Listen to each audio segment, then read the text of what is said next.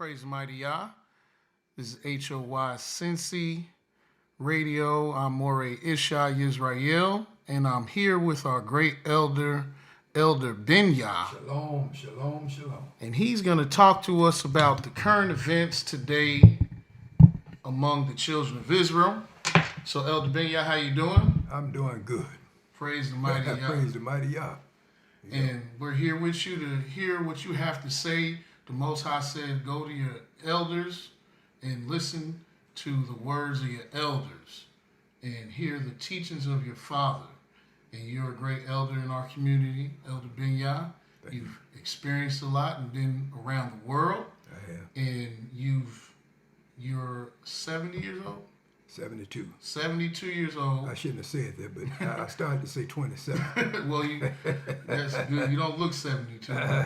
You're 72 years old, so you've been around. You've seen the things, a lot of things that the generations that are here now have not seen.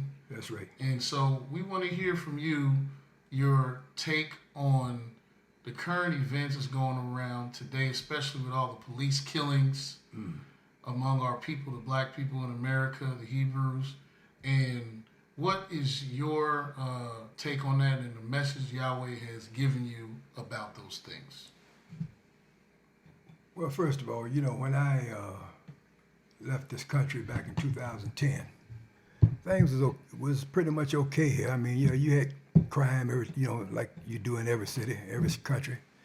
But it wasn't until I got back here and I found out, or better yet, the year before I came back, I noticed that there were a lot of our young black men and women being killed out in the streets, like Sandra Bland and Eric Gardner, Yes. and a few others. And the one brother, I forget his name, that the cops, he had no reason or race to shoot the guy because he was only wanted for an outstanding ticket. Yes. And the guy got out of his car and started running.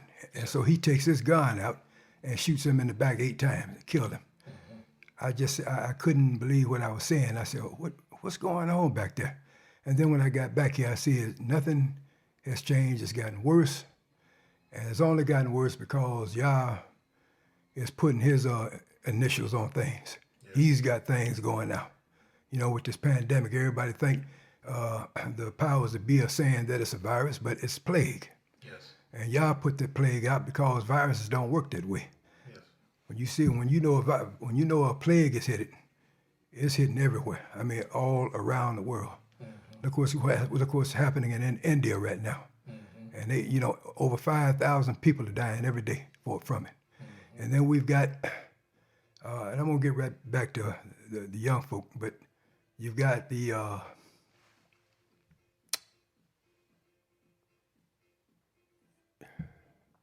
got a lot of other things going too, like tornadoes and hurricanes that's hitting the South, Mississippi and Louisiana and Florida.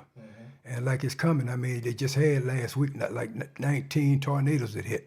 That's unprecedented. And like it's getting worse.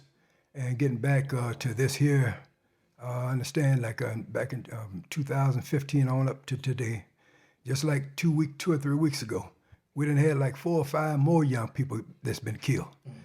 And like Yah is trying to tell our young people, and as a matter of fact, our people, period, what time it is. Yes, sir. And it's time to turn back to him. Yes, sir. The reason why these young folks and others are going out protesting and voting and listening to this pastor that's got them out there doing it every time something happens and all, which is ridiculous. It's just a waste of time, and it's not going to get you anywhere if you're not listening to the Holy Creator. And my thing is, in Isaiah chapters 30, I think it is, where he says that his people, they fail to realize that here they are marching into Egypt, and telling Pharaoh they're putting out the grievances to Pharaoh, meaning today, marching into Washington, D.C., taking your gripes to the ridiculous idiot that was in the office before Donald Trump, and listening to, and shouting out to him. But he's not going, you saw what he did for you. You saw what he said after a couple of black men got killed before he got out of office, and he said that he sided with the police. He didn't say nothing about it being bad, about how it shouldn't have happened that way, or he shouldn't have killed him at all. But now you got these cops that are just bold with it. They just shooting them down in the back, shooting them in the back, and they don't have no guns or nothing. You shooting young black women, and man, that really riles me up. But you know, Yah wants us to be riled up. He wants you to be riled up. He wants you to be angry, because now you feel how he feels about when our people turn against him, not following his laws, his commandments and statutes. That is why why he's allowing this to happen. And we got nobody to blame but ourselves. First of all, we got our ancestors. They're the ones that put us in this situation in the first place. And that's the reason why we're here in this country now and all around the world. Islands, Puerto Rico, Cuba, down in islands, St. Thomas, the Philippines, Fiji, you name it. And we got people in Mexico. We have black Chinese that they don't talk about, that look just like you and I. Well, when you look at the eyes, they have eyes like Chinese, but they got our color and they have woolly hair. And all you have to do is go on the internet and type it in. Show me the black Chinese of China. And so getting back to this here though, but it's just, I know it's bad, folks. I know how you feel. I heard one young man that got on this ridiculous program with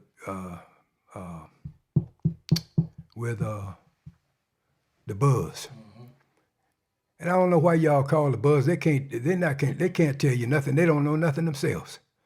But I heard a young man calls in, and he's about to cry, saying, what have we done to white folks to make them do this to us? And all I could say, I wanted so bad to be able to be there by him and tell him, follow me and I'll talk to you and tell you why. There was an older woman who was in a car one day and had to pull over after hearing about someone that just got shot down in the street. And she said that she just called in and said, well, I had to pull over and I had to call in because she couldn't even get it out. And I know that she was just overwhelmed, just like most of our people are. But again, it's not going to help you folks to get out there and start marching and protesting. It's not going to get you anywhere. Do you know that while you're out there, and I tell you another secret too that you don't know, but when you're out there doing it, I know Black Lives Matter have a lot of people out there.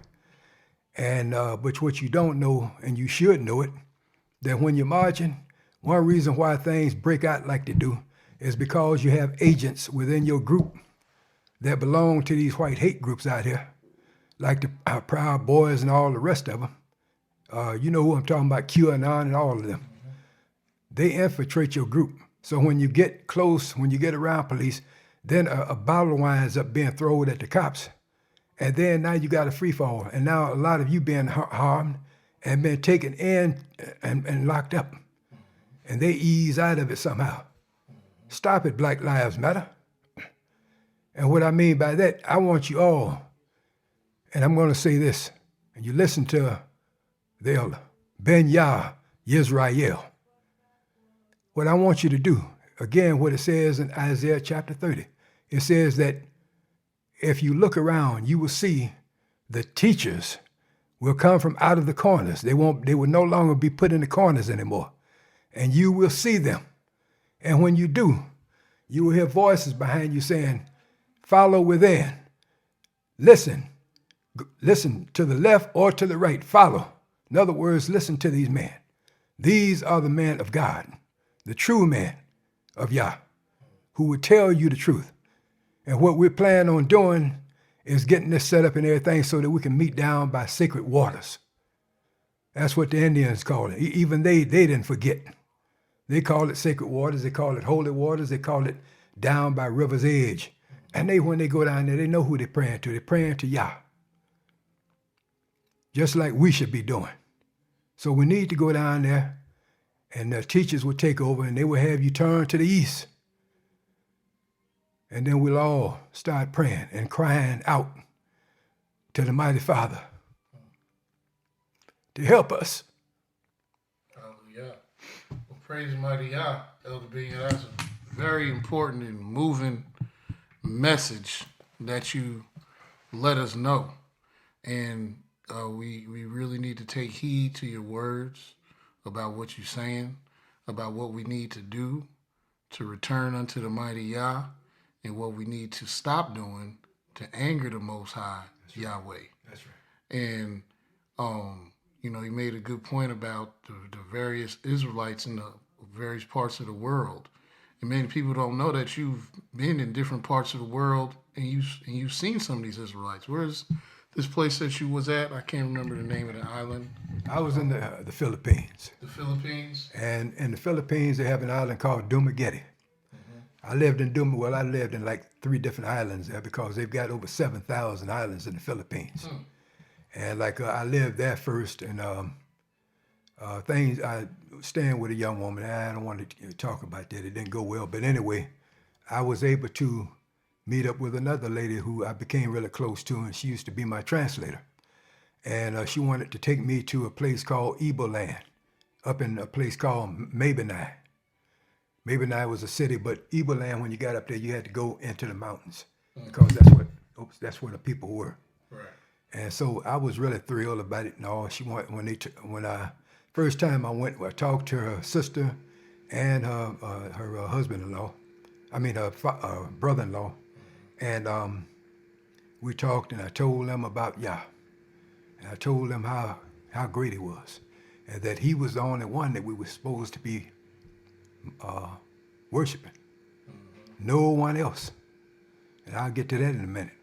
But anyway, when I got finished, I told him, I said, what I'd like for you to do, both of you, I said, this stuff that's in your house, you need to get it, all of this, the graven images of this statue, him and his mother, and some of the other things they had in there. They had to get it all out if they wanted me to come back, because I also told the brother-in-law that I said, you know what, I'm going to help you a little bit because I see you need help.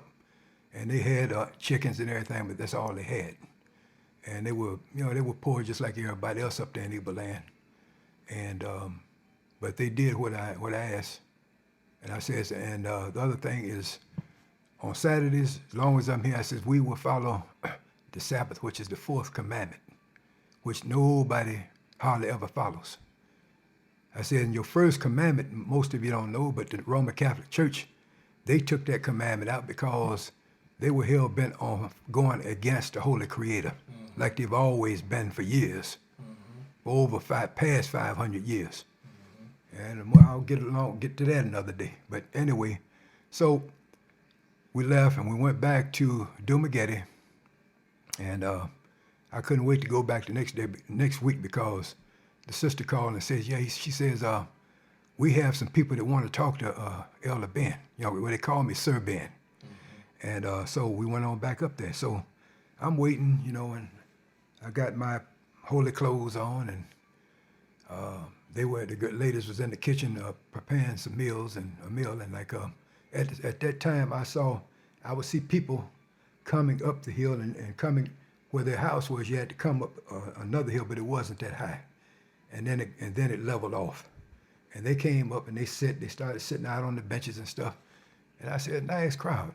But what did I say that for? More started coming. It was so many people out there, Maury.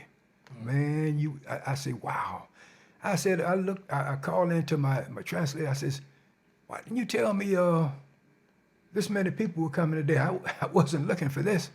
And she says, well, it's not supposed to be. Well, before she could even finish, she looked at, I said, and I had just bucked open. I said, wow. And sister-in-law came in and she said, it had to be condo. He probably went around to some of the other places and stuff and everything. Probably went out to some other subdivisions and all, and got people and told them about Sir Ben because they had heard about me, and so they wanted to know. So we get out there, and I let them have it.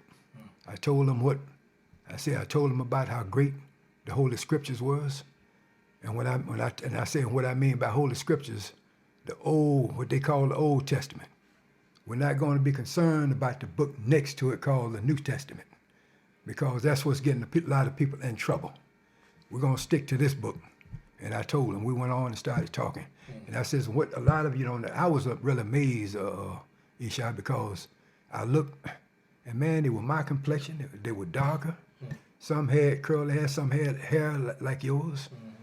You do have woolly hair, don't you? Yeah. Well, anyway, and they look just like back here in Ohio, maybe in, I know back in Detroit, Michigan, just like the people back there, man. And I said, wow, I was just taken. And so we got to, we went on to talking. I went on talking, and then they asked me questions. And they asked me questions about JC. And then I told them about that and how you have been lied to. We all have.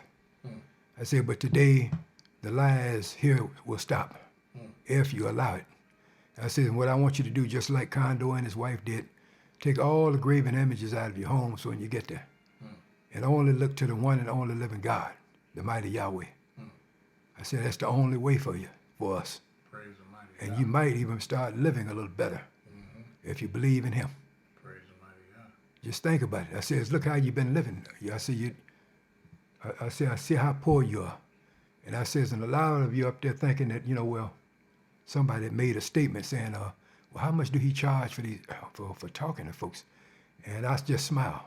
I said, I'm gonna show you something, because the 2 days before we went up there, I told my lady friend, I said, let's go to the bank.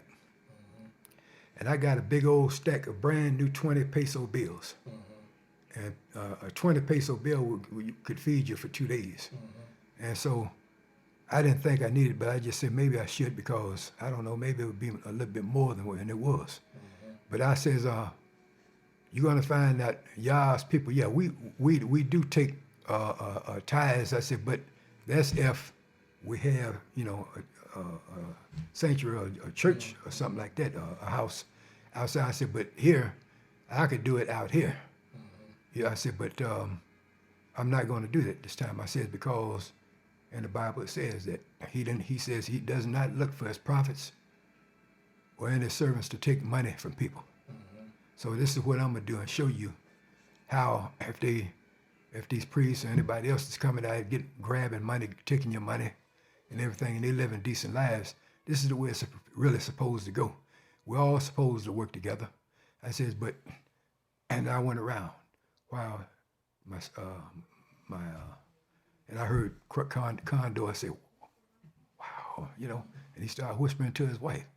And I started passing out $20 bills and went around and gave out another 20.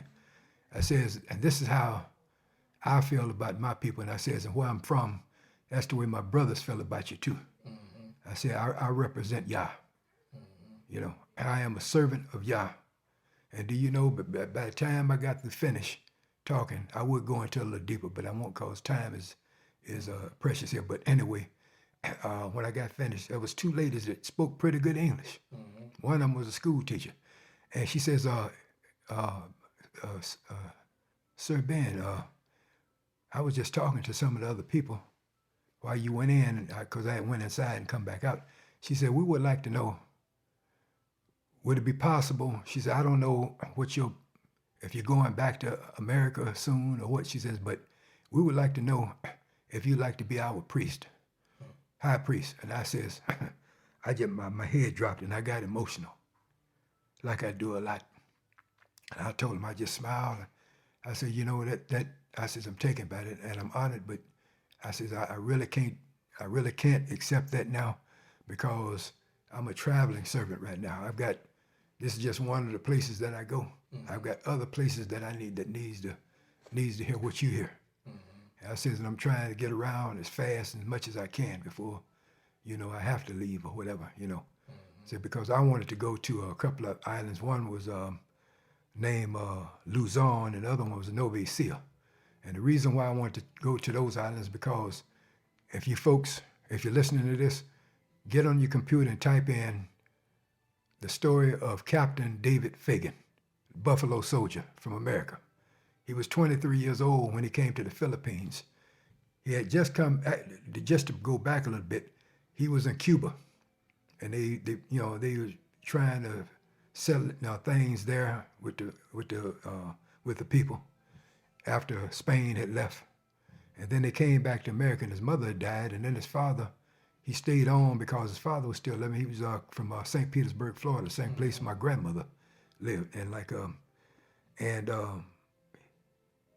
after his father died, he decided to go and re-enlist. And sure enough, in 1899, after America paid Spain $20 million to leave the Philippines so that they wouldn't have to clash. They were brothers. And so they left. But man, did they leave a mess. Spain was very well known for not only going to islands and stuff and killing all people and burning the villages, but raping the women. They were known for that. Just read about the Inquisition of Spain and Greek and Rome. I'll get to that maybe next week if I have a chance. Yes, sir. And so in 1890, the Philippines, they thought that America was trying to help them get their independence back. No, America said, no, we're here to take over. So the war, another war broke out then while they were there, and they called for more people and more soldiers to come in. And they sent David in 1899. He was 23 years old. He went there. But when he got there, he saw how the white soldiers were treating the people, and burning down villages and stuff. And he said, wait a minute. He said, I'm tired of watching this stuff, seeing this kind of stuff. He was talking to some of his other buddies. He says, they doing this back in our homeland now, to our own people. He says, I'm not doing it. He went and told his general, I think it was, I don't want to get it wrong, but you can get it, you can find it on the computer. But he went and he told him, he said, I want to be sent back to America. I'm not going to fight in this war. He said, and then they called, he said, nigga, if you don't get back in them trenches, he says, we're going to send you back in a body bag, So he said, okay. The general didn't know what he meant when he said that. He went right back and he told a couple of his buddies, he said, that's it. And he had befriended while he was there 2 Filipino soldiers. And he told him, he says, take me to your leader. They left. And and he was fast, boy. I mean, David Faye, they say he was fast as a whip. And you just couldn't keep up with him. And they took him deep up in the mountains of the Philippines, and I think it was Mindanao. No, Novisia. And they took him through the mountains. That's one place that white soldiers would not go, up in the mountains, because of the snakes and everything else, and ditches and stuff that they could fall in and get killed. So they showed him how to maneuver through those mountains. They took him to the General Alexandro, and he met him. And I think at that time, he was a sergeant, Sergeant David Fagan. And it wasn't too long and everything after the general wanted him to retrain his troops to how to shoot better and how to fight hand-to-hand combat, and how to go down in the lagoon and everything and steal rifles and stuff off of the American soldiers' boats. Man, he did it. And then he was promoted to captain. And they got back down and everything. And after he showed them how to fight and everything, they were pushing the American soldiers back. Buffalo soldiers, they was pushing them back. They had to call for more people. They said this, and they named it. They told him, they said, David Fagan is a part of it. He says, and he's giving us hell back here, So they sent more soldiers. They even sent a couple of bounty hunters at one time to look for him. One of them got killed. Another one said, I saw him in parts of Nova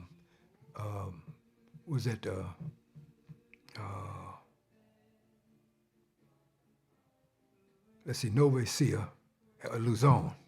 He said, but he said he was so quick he got away. I couldn't get him, and but anyway, I'm just gonna end it this way. But close to the end, they didn't never found. As a matter of fact, there were 6 more black soldiers that defected, along with 1 white soldier, and they all got together and they called the 6 and David Fagan the Fantastic 7. They made a movie about that in the United States with Yul Brynner and them, cowboys. But that's where they got this Fantastic 7 thing from. So anyway, man, it was a hell of a story. I didn't go through it deep into it, But I did find out that as far as they know, he never was caught. And he married a beautiful Filipino agent that was an agent for the resistant army. And they wind up having lots of babies, and so did the other soldiers that married Filipino women. So we know that I knew that their their descendants had to be still on them, on those islands, and that's why I wanted to get. And never did make it. So Praise the mighty God. Praise the mighty one of Israel. Well, praise the mighty God, Elder BenYAH. That was beautiful wisdom and history that you gave us today here on the third day of the week. Represents Yahweh's servant and messenger on earth. And you are one of Yahweh's servants here on earth. And it's beautiful to hear about how, you was all the way on the other side of the world teaching people the word of the Most High. Yes, sir. And that's awesome. And so we appreciate you imparting that wisdom unto us. And we're going to make sure we hear from you again the following week here on a message from our elders. Yes, sir. On HOY Cincy Radio. Praise the mighty Yah. Praise the mighty one of Israel. All right. Shalom, shalom. Shalom, shalom.